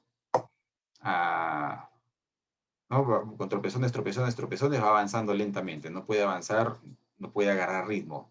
No es que ponen primera, segunda, tercera, cuarta y agarran quinta y vuelan, no. Hay muchos rompemuelles ahí. Bien, entonces, esto es sobre el tránsito para implementar este sistema de gestión de recursos humanos, ¿no? Y aquí les hablo más del tránsito. Eso sería todo, mis estimados amigos de Lambayeque. Un gusto haber compartido con ustedes gestión de recursos humanos. Un gustazo. Entonces, ahí tienen mis datos, ahí tienen mi celular, pueden en cualquier momento enviarme un WhatsApp, se identifican, soy tal, del taller de tal día. También tienen ahí mi fanpage, pueden visitar mi fanpage. Hay algunos artículos, no sé si relacionados al tema que he escrito. Recuerdan que el señor Sagasti, nuestro presidente, habló de un tema para el Ministerio del Interior, para mejorar el Ministerio del Interior. Y justamente se refirió a implementar parte de lo que es un sistema de gestión de recursos humanos ya más profesionalizado en el Ministerio del Interior. Entonces, ahí he escrito sobre eso. Les voy a pasar el chat. Por el chat les voy a pasar a ver si es que pueden... No encuentro el chat. Ya debe estar acá. Ya lo encontré. Sí, sí, Juan, exactamente. Hay mucha corrupción. Y como dice César, las primeras computadoras tenían el tamaño de un cuarto, sí. Esas eran las primeras computadoras, pero ahí comenzó la revolución de las computadoras. Por ejemplo, ahí tenemos un artículo en LinkedIn que escribí sobre lo que dijo Sagasti. ¿No? Para los que le interesa, ahí pueden leer para que se enteren un poquito. Sagasti dijo, vamos a incorporar gerentes públicos en el Ministerio del Interior. Pero yo en ese momento yo me preguntaba, ¿pero la gente sabrá qué es gerentes públicos? No creo que sepa la gente qué es gerentes públicos. Entonces voy a escribir, voy a explicar qué es gerentes públicos. Porque uno puede decir, un gerente público, es un gerente, ¿no? Pero tiene cierta lógica que está amarrada a lo que les he explicado de incorporar este sistema de gestión de recursos humanos al Estado. Bueno, sí hemos visto, digamos, la ponencia ha tratado en general la gestión de recursos humanos, pero como casuística hemos tratado en el Estado, cómo la están incorporando. Pero este sistema de gestión de recursos humanos se aplica a cualquier organización en realidad. Hemos visto por eso el de Hidalberto Chiavenato y el otro de Francisco Longo, que ambos convergen, o sea, son bastante parecidos. Ahora, en la gestión del talento humano como tal, la gestión del talento humano tiene que ver con parte de los procesos, porque la gestión de recursos humanos es todos estos procesos. Cuando hablan de la gestión del talento humano se refieren solamente a uno de los procesos que tiene que ver con gestión del conocimiento. Pero, más que todo nombre, porque cuando se dan talleres o libros, ustedes buscan libros de gestión del talento humano, son los mismos procesos. Hablan del tema estratégico, le quitan un poco de peso a la parte más operativa o más, digamos, más antigua de la gestión de recursos humanos, que es el pago de planillas, compensaciones, y le entran más de lleno a la evaluación del desempeño, un poco más dirigida a la evaluación del desempeño por competencias, y no tanto a la evaluación del desempeño objetiva por metas, ¿no?, medibles, sino que hace una evaluación del desempeño ya por temas blandos, ¿no? Y es que, ¿qué pasa? Tiene mucho sentido. La cuarta revolución industrial nos dice lo siguiente, que cada vez se van a necesitar más habilidades blandas que habilidades duras. Entonces, por ahí va la gestión de recursos humanos. Y por eso es que tiene el nombre de gestión del talento humano, ¿no? Pero todo eso está enmarcado dentro de lo que es evaluación del desempeño. Cuando ustedes hagan zoom a evaluación del desempeño, van a encontrar dentro de evaluación del desempeño la evaluación del desempeño por competencias. Cuando ustedes hagan zoom en lo que es selección, que hemos visto selección, ¿de qué se trata? Incorporar, van a ver que hay selección por competencias. Y todo eso tiene que ver con el paradigma del talento. porque son habilidades blandas más que habilidades duras. ¿Entienden? Esa es la diferencia. Esa es la diferencia, por si ahí no se sintió, entonces, bueno el comentario. Permíteme, por favor, disculpa, ingeniero ¿Sí? Carlos Cárdenas Valdía. Primero, queremos agradecerte por la ponencia. No sin antes recordar a todos los participantes que pueden hacer las preguntas por el chat. Quien les habla le hará la pregunta respectiva al ponente y luego el ponente dará respuesta a cada una de ellas.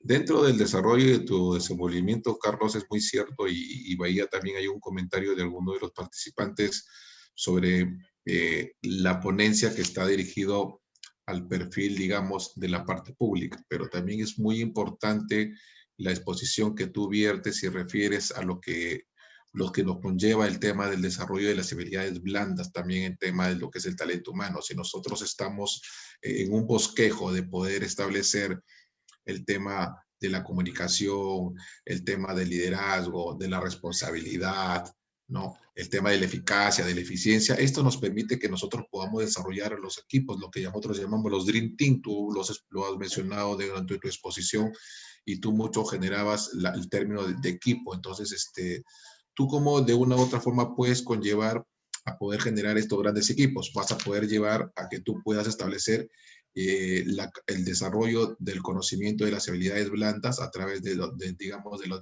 diversos workshops que puedas hacer, de tal manera que todos tus colaboradores, ¿no? Porque ya el término de trabajadores no existe, por algo es algo talento humano el término, los colaboradores se desarrollan en forma conjunta y lo que hay que llegar a congrenar es el tema de la identificación que puede tener el colaborador con la empresa. Es muy importante que el colaborador se identifique con la empresa, que sea parte de, no que indique que trabaja en una empresa, sino que es parte de ella. ¿Cuál es tu comentario referido a este punto, Carlos? Sí, mira, en el último punto que tocas, la identificación del trabajador hacia la organización, estamos en un punto clave porque la cuarta revolución industrial justamente nos pone un escenario distinto. Cada vez más los millennials buscan poder conjugar el trabajo con la vida personal y un sentido de cuán trascendente, cuán importante es lo que yo hago. Entonces, hay este fenómeno. Antes no era así. Antes uno buscaba un trabajo, una labor, porque necesitaba desempeñarse en algo, básicamente para tener una remuneración y aparte era mi vida personal. Entonces, esto cada vez está, es como que se va juntando y lo que viene ocurriendo justamente es que existe una dificultad para generar en los nuevos colaboradores ese sentido de pertenencia hacia la institución. ¿No? Es ahorita uno de los retos que tiene la gestión de recursos humanos o la gestión del talento humano. Lo que ya hemos pasado, que es la gestión del talento humano como tal, con el tema de habilidades blandas, es lo que está actualmente en boga. Pero el tema de lograr que las personas sientan un sentido de pertenencia con la organización, sentir parte, cada vez se pone más complicado, cada vez es más difícil por la dinámica que está imponiendo esta nueva cuarta revolución industrial. Esa hacia el ciudadano. Ahora, viendo el tema de gestión del talento humano que tiene que ver mucho con las competencias. Sigue siendo importante porque una de las competencias más importantes que tenemos que, como gestores de recursos humanos, en el proceso de desarrollo, es incorporar como habilidad blanda el trabajo en equipo. Y esta es una competencia que es, digamos, ustedes la van a encontrar en todos los procesos de selección modernos, dirigidos al talento, que incorporen competencias, el trabajo en equipo. Liderazgo, trabajo en equipo y orientación a resultados y más comunicación son competencias necesarias para las organizaciones de hoy tan dinámicas, que tienen que dar pronta respuesta a sus clientes y a sus usuarios. Es decir, no podemos darnos el lujo de ser totalmente burocráticos en las organizaciones, sino que tenemos que tratar de tener las organizaciones más planas. Cuando yo les presento los modelos, recuerden que hay una parte que tiene que ver con desarrollo. Y yo les he dicho que ustedes tienen que ingresar a eso de desarrollo y buscar cómo desarrollar. Pero en ese buscar cómo desarrollar también tienen que primero plantearse qué vamos a desarrollar. Y recuerdan que había los ambientes internos y externos, es la cultura de la organización estaba ahí presente, y externamente, dónde se encuentra la organización, todo eso tiene que ver con qué competencias son las que necesitamos aquí en esta organización, hacia dónde va dirigida. Dependiendo de las estrategias, dependiendo de la visión, de la misión de la organización, yo veo hacia dónde se dirige la organización y como gestor de recursos humanos, luego de hacer un sondeo, un análisis, indicar, ¿sabes qué? Acá lo que nos falta en esta organización, por ejemplo, es comunicación. Acá todo lo ven oficios. No, tenemos que tener una comunicación más plana, tenemos que poner herramientas y tenemos que empezar a abrir espacios, tenemos que tener workshops para poder empezar a hacer discusiones, que se conozcan los del área tal con los del área tal. Pero todo eso es un trabajo, es un proceso que genera, que hace el gestor de recursos humanos y que obedece al proceso de desarrollo junto con el de relaciones sociales e individuales. Carlos, Todo está dentro de ese proceso. Adelante. Carlos, hay otra pregunta. Dice, ¿por qué la gran mayoría de municipalidades no han transitado al servir, al servicio civil? Sí. La mayoría de municipalidades no han transitado el servicio civil porque el tránsito se está dando de manera escalonada. Han comenzado el gobierno nacional y el gobierno local, que son las municipalidades, hay, digamos, temas por definir, temas que se tienen que definir aún, que no permiten que se incorporen. Y además de eso, es muy distinta las entidades de gobierno nacional a lo que bien distintas. Entonces, no se puede dar la misma receta para todos. Es decir, no podemos pretender de que también las municipalidades adopten todos los procesos de un sistema de gestión de recursos humanos pensado para organizaciones de cierto nivel en número de trabajadores, por ejemplo, hablando. ¿No? Hay municipalidades de 20 trabajadores, hay municipalidades de 5 trabajadores, hay municipalidades de 50 hasta de 100, pero también hay municipalidades más grandes. Entonces, esa parte aún no está, digamos, del todo cerrada en lo que es el tránsito. Entonces, y ese es el porqué. Otra pregunta, ¿por qué la diferencia de mejora del talento humano en las instituciones públicas a nivel nacional, regional y local? ¿A qué se refieren? Aquí me imagino que la pregunta está enfocada sobre el perfil del profesional que ingresa a estas instituciones, porque hay una pregunta de otro participante que indica que las municipalidades, los alcaldes llevan su personal de confianza para que generen cosas que no van de acuerdo a la norma, ¿no? De acuerdo a lo normal. Miren, existe un enmarañado de leyes. Eso es lo real. Hay un enmarañado de leyes. Y las leyes, uno no puede decir, ¿sabes qué? Esa ley sácala y esta es la ley para todos. Porque estaría rompiendo derechos de personas que actualmente trabajan ahí. Entonces, la incorporación de un nuevo régimen, una nueva ley, se va haciendo poco a poco. Primero la entidad tiene que adoptar la nueva ley y luego, bajo esa ley, puede incorporar nuevos elementos. Hasta que eso pase, ocurre cierto tiempo. Además, este enmarañado de leyes actuales tienen ciertos huecos, tienen ciertos espacios que no permiten o que permiten cosas como la que estás mencionando, ¿no? Que se hayan cambios. ¿Qué dicen los estudios? ¿Qué dice la parte, digamos, académica respecto al tema de confianza? O sea, el hecho de que uno ponga personal de confianza en una institución no tiene por qué ser negativo, siempre y cuando se cumplan ciertos principios, ¿verdad? Es decir, yo puedo poner un administrador de confianza porque es una persona que tengo una confianza profesional, es decir, es muy buen administrador, ha hecho un muy buen trabajo acá y allá, siempre se ha desempeñado bien, entonces por confianza lo pongo. O sea, el hecho de que lo ponga por confianza no es negativo. El tema de la corrupción es, digamos, mucho más grande que solamente poner una persona por confianza. Ahora, ¿qué otras cosas ocurren? Si yo cierro, digamos, el tema de confianza, ¿cómo incorporo una persona a trabajar a una institución pública, por ejemplo, como se refiere, del gobierno local?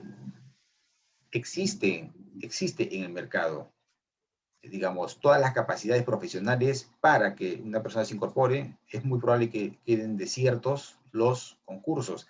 Hay que aterrizar los perfiles específicos, no solamente para todo el Estado, sino para ciertas localidades también. Como les había dicho y como dice Hidalberto Chiavenato, ¿cuáles son los factores externos? ¿Cómo está académicamente? ¿Cuál es la oferta de profesionales en cierta zona? ¿Existe? No existe. O sea, son varias cosas que evaluar.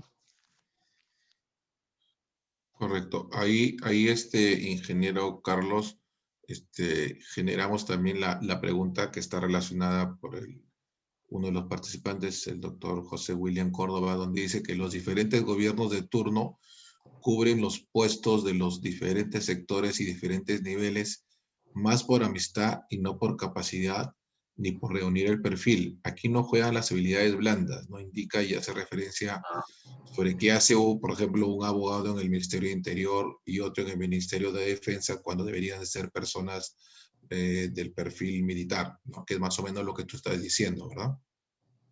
Perfecto. Ya, por ejemplo, no, ya, ahí hay una pregunta, pero también hay una opinión, ¿no? Es una pregunta, es decir, ¿cómo se incorpora en ciertas entidades? Como les digo, hay varias normas que son leyes, y si una entidad tiene una ley, esa ley viene acompañada de documentos. Esos documentos, alguno de ellos es lo que me dice cuál es el perfil de la persona que tiene que ingresar aquí. Correcto. Ahora, con respecto a la opinión, por ejemplo, ¿por qué no podría trabajar un abogado en una institución de Fuerzas Armadas? Quizás puede haber una diferencia de culturas, ¿no? Porque la cultura castrense es muy distinta a la cultura civil.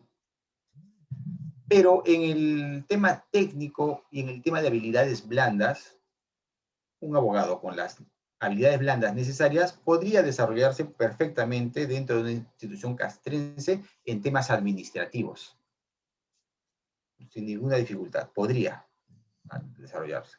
Ahora, que exista digamos, un profesional de la carrera militar con todas las competencias y habilidades técnicas para desempeñar la función administrativa sería mejor todavía, ¿no? Porque no tendría que haber un choque cultural, pero eso no quita que un abogado lo pueda hacer perfectamente, ¿no?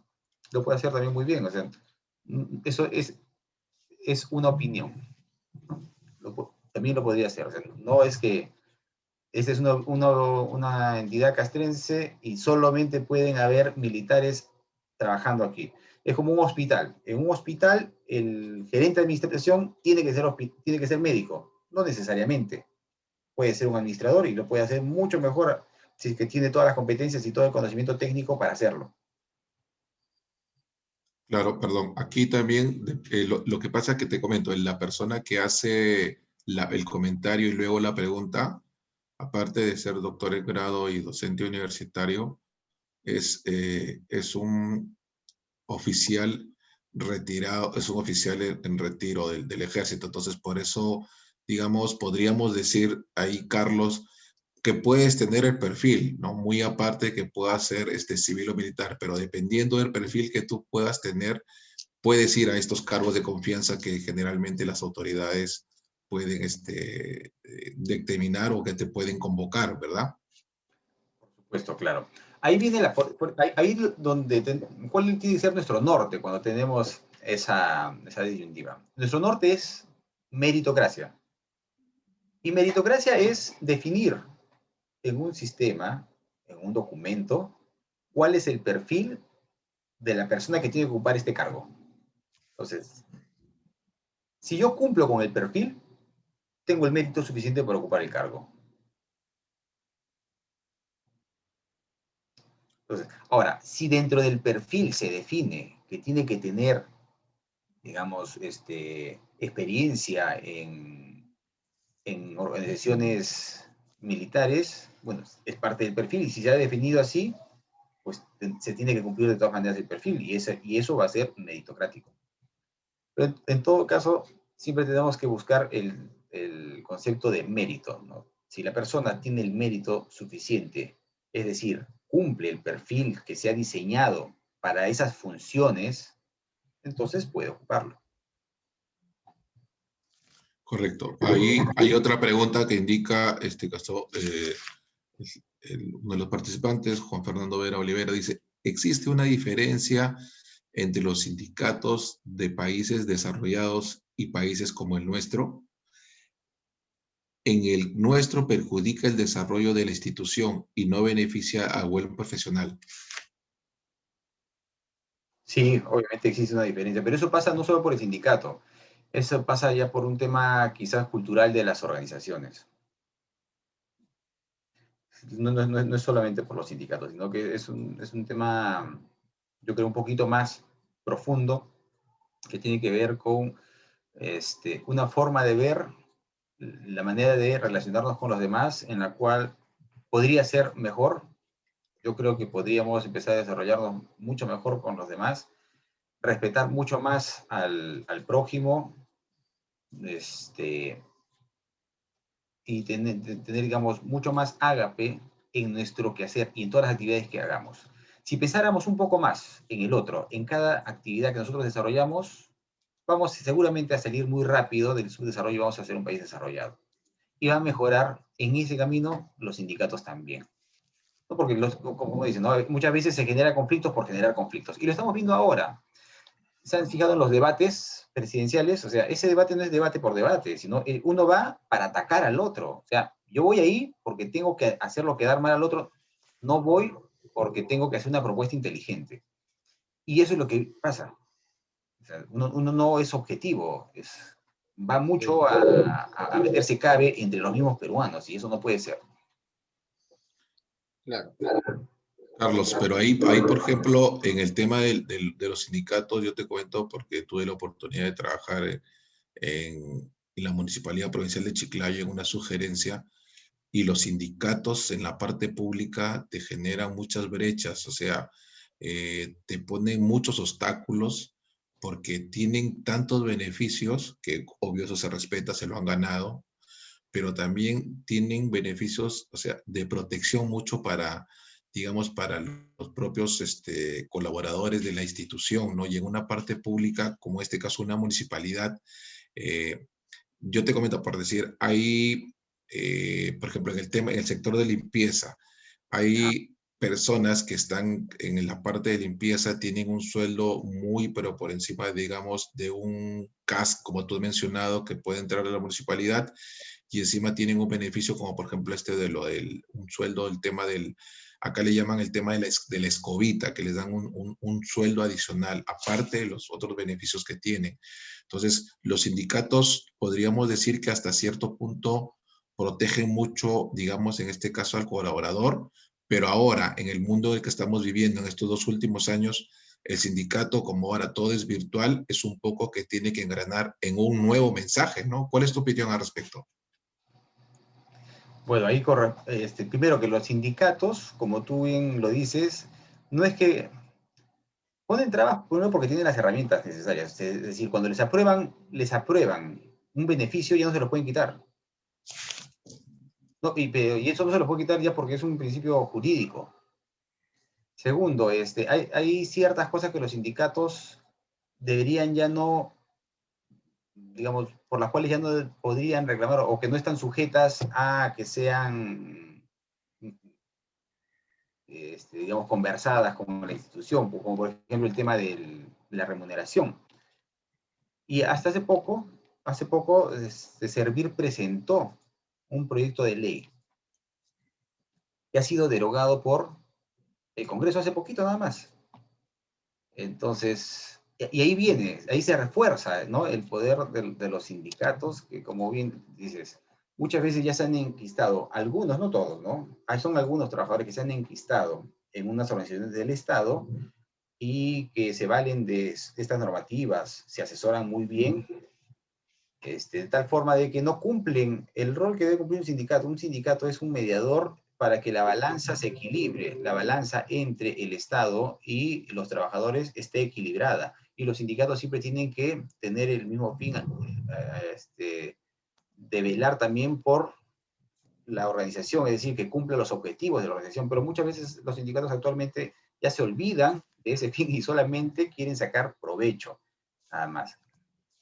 Eso es lo que ocurre. Ahora, los sindicatos con el tema de digitalmente, con esta pandemia en la cual estamos utilizando los medios digitales para comunicarnos, lo vienen haciendo igual. Les comento porque he dado talleres para sindicatos y se han organizado muy bien, ellos utilizan también el Zoom, tienen sus reuniones vía Zoom, entonces sí, ellos también están digitalizándose. Exactamente, Perfecto. el decreto de urgencia. Tengo una pregunta ahí, con esta estamos terminando, dice el decreto, perdón, que no se borró, discúlpame. Hablan sobre el número 014-2020 para las negociaciones colectivas en el sector público. Hace una pregunta. Sí, ese que les mencionaba, por eso lo ha puesto Eva del Carmen. Ese es el decreto, no estoy seguro si ese es el número, ¿no? Pero se refiere al decreto que sacó Servir, a través de Servir, se aprobó en el Ejecutivo, pero que el Congreso hace poco, me parece menos de un mes, lo ha derogado. Y lo que hace es, en estas negociaciones colectivas, tú puedes negociar varias cosas, o sea, te abre la posibilidad de negociar, te enmarca la negociación, pero te dice la negociación de sueldos no se puede realizar. O sea, la negociación económica no.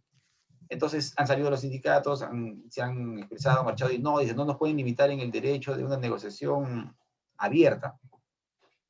¿Y qué pasa con la negociación? Que el desorden actual que hay en el Estado y que encontró Servir en el tema remunerativo y varios conceptos, y como tú mencionas el tema, por ejemplo, de la escobita, tienen que ver por muchas negociaciones que se han dado. Y donde el sindicato es más fuerte, esa organización, en una organización, el sindicato ganaba, entonces empezaba a generar un desorden con respecto a todas las instituciones del Estado. Por eso es que hay instituciones que pagan mucho más que otras, ¿no? Las que no, su sindicato no era muy fuerte, entonces no tenían poder de negociación, entonces no llegaba muy lejos, mientras que en otro lado el sindicato estaba más organizado y tenía más poder, por lo que fuese, ha logrado mejores negociaciones, pero la cosa se ha desordenado totalmente. Una organización está en todas variopintas, cosa que no puede ser, ¿no? Lo que se está buscando es justamente darles la capacidad para que ellos puedan hacer negociaciones, pero también limitarlas en ese sentido, en el sentido remunerativo. Pero ha sido derogada. Entonces, regresamos a foja cero. Una pregunta más final. Me dicen, ¿hasta qué fecha pueden transitar las instituciones al servicio civil? Mira, cuando apareció la ley en el 2013, iban a transitar hasta el 2020. Se dio 7 años. Pero viendo que el tema es complejo y que no avanzó a la velocidad que se pretendía avanzar, ha quedado abierta, todavía no se ha cerrado una fecha límite para el tránsito.